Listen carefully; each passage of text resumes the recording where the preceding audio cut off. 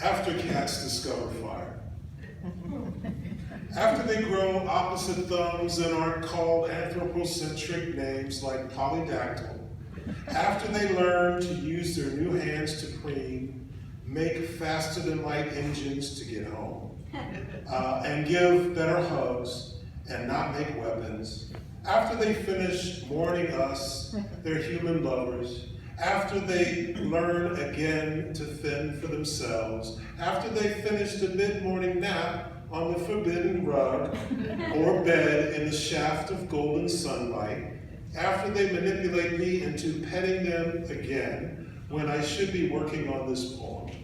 After they bring me back to earth from virtual dystopia of flickering computer screens with a gift of dead vole they've been hunting all morning beneath the white azalea in the front yard at my feet, and look up with eyes that say, "Here, friend, I had wondrous fun with this little life. Now it's your turn."